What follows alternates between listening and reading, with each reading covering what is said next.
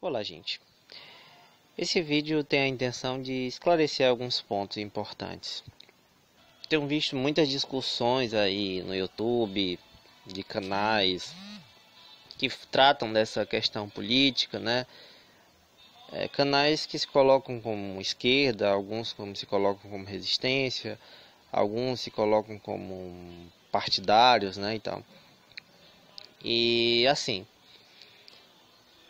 eu acho importante esclarecer alguns pontos aqui, né? Primeiro eu gostaria de falar sobre as eleições em si, né? Só um pouco, falar só um pouquinho sobre as eleições de 2018. Como eu já expliquei em outros vídeos, eu falei, foi uma eleição ruim para a esquerda. Não só uma eleição, mas todo o clima que foi criado pelo golpe, pela imprensa e por esses canais de direita, né? O que foi que aconteceu, gente? O que aconteceu foi que venceu uma narrativa neoliberal no campo econômico e neoconservadora no campo moral, né, comportamental. E isso acabou influenciando de modo muito grande na esquerda. Se por um lado a esquerda, de modo geral, o campo progressista, no campo moral, no campo comportamental, adota assim uma postura progressista, uma postura que a esquerda de modo geral defende. Por outro lado, no campo econômico, no campo social, muitos desses partidos e até umas divisões nos partidos mesmo têm um certo pensamento que reproduz a narrativa da direita, né? E isso fica bem claro em alguns posicionamentos. Principalmente em algumas das reformas propostas, como reforma trabalhista, como reforma da Previdência. Vemos o caso da Venezuela, por exemplo, né? Então, assim, gente, a minha posição é uma posição de esquerda, né? Tanto no campo moral, comportamental, né? Na ideia de liberdade, enfim, que eu acho que nem é obrigatoriamente ser de esquerda para isso. Na verdade, os liberais também deveriam ser. Então, assim, o que se chama de liberalismo no Brasil, os chamados liberais no Brasil, né? Eles, na verdade, a maioria deles nem sequer seguem, né? Nem sabem exatamente o que é o liberalismo, né? Acabam seguindo uma lógica entreguista, uma lógica burra mesmo, né? Uma lógica que só desfavorece o nosso país, né? Então, assim, até mesmo o liberalismo deles é bem taquado mesmo, bem ultrapassado, sabe? Umas ideias totalmente ultrapassadas. Então, assim, gente, em parte, principalmente, assim, em grande parte, isso se dá pela influência da mídia brasileira, né?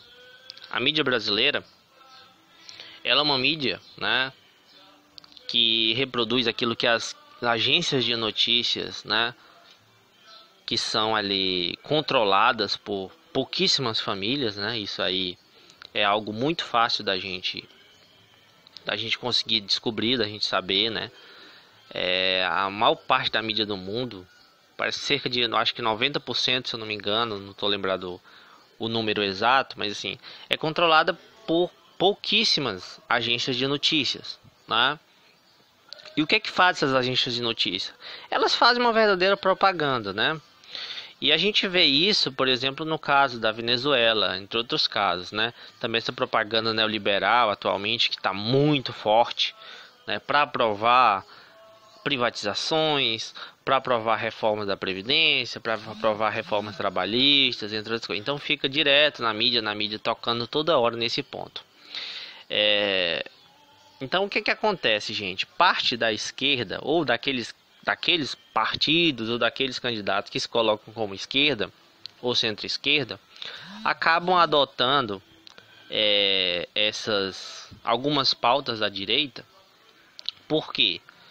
Porque como a mídia tem uma influência muito forte na sociedade, extremamente forte, acaba que pouco a pouco as pessoas vão aderindo a essas ideias, mesmo que seja contrária aos seus próprios interesses, porque ela não tem consciência disso, né? Por isso que a gente diz que é uma manipulação, porque a pessoa aprova uma coisa que ela nem sabe o que é exatamente, ela acha que isso é bom, ela acha que é bom, né? Claro que, como eu até coloquei no outro vídeo, né? Algumas questões, né, como por exemplo, as pessoas ainda são contrárias à reforma da Previdência, as pessoas ainda são, a maioria das pessoas, principalmente os mais pobres, são contrárias à reforma da Previdência, são contrárias às reformas trabalhistas, né, que tiram os direitos dos trabalhadores, são contrárias às privatizações. Mas, infelizmente, parte aí da esquerda, que eu acho que a gente não deve nem chamar de esquerda, mas que se coloca às vezes como esquerda, ou como centro-esquerda, ou como nacionalista, né? Eles acabam adotando essa retórica, né, falsa, mentirosa, manipuladora da mídia brasileira. Como eu já fiz vídeos aqui falando em relação ao PTT, ao PCdoB, a alguns outros partidos, né? Algumas pessoas me cobraram para falar do PT, eu já até falei do PT outras vezes, mas enfim, essas pessoas acham que se você fala do PDT ou do PSB ou de tal partido, é porque você está apoiando ali em tese o PT. Como eu disse, eu apoio as ideias, apoio as pautas de esquerda. Apoio as pautas. Então, se um partido apoiar, se um partido se posicionar favorável a essa pauta que eu apoio, eu vou dizer: que parabéns, o partido está apoiando, a gente vai. Se a partir do momento que ele para de apoiar, que ele deixa de apoiar, que ele segue outro caminho, eu critico. Porque eu não parto do princípio assim, eu vou apoiar esse partido independente de qualquer coisa. Se ele for totalmente contrário àquilo que eu defendo, eu vou... Que sentido tem eu fazer isso? Não tem sentido, né? Mas infelizmente no Brasil não. As pessoas querem seguir emocionalmente um partido. Criam um laço afetivo com o partido, né? Aí depois o pessoal fica falando Não adianta a gente falar dos bolsonaristas, né? Se a gente não falar dessa paixão que segue a algumas pessoas, né? E é importante a gente tirar essa paixão, porque, gente, às vezes muitas pessoas se aproveitam disso, desse sentimento que é gerado pelo aquele partido, pelaquela propaganda daquele partido, que a gente tem que separar o que é a propaganda do que é a realidade. Então, assim, quando a gente vai só pela propaganda, a gente cai às vezes em discursos demagógicos de pessoas que são sim inteligentes, que têm sim um discurso interessante, mas que na prática fazem outra coisa, defendem outra coisa, tomam posições contrárias àquilo que ela diz defender, contraditórias. Então a gente tem que ter esse senso crítico. Então, assim, assim como eu falei como eu já falei do PTT, do PSB e tal, hoje eu vou falar sobre a questão do PT, que eu acho que é muito importante também de falar. O PT acaba sendo um partido bem complexo, né? É um partido muito forte, é um partido que tem um apelo popular muito grande. É um partido que, assim, durante principalmente o governo Lula, foi um partido que fez boas coisas, né?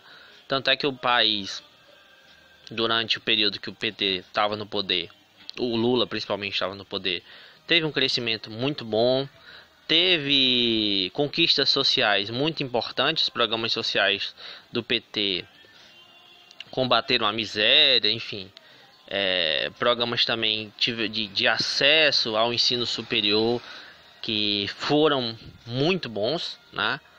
Que deram um resultado bem interessante. Enfim, então assim, foi um período que o país viveu um clima muito bom. Tanto é que o Lula teve um índice de aprovação de mais de 80%, né, durante o período que ele estava no poder. O cara ganhou vários prêmios aí fora do país, né? E agora, por conta de todos esses programas que ele criou, né, ele está cotado, né, para o Prêmio Nobel da Paz, né? Então, assim, gente, é bem importante a gente, em primeiro lugar, reconhecer esses feitos do PT, né? Isso não significa que você não possa criticá-lo, né? Mas a gente tem que separar primeiro assim a ideia do Lula também e do PT. Então vamos lá. Esse vídeo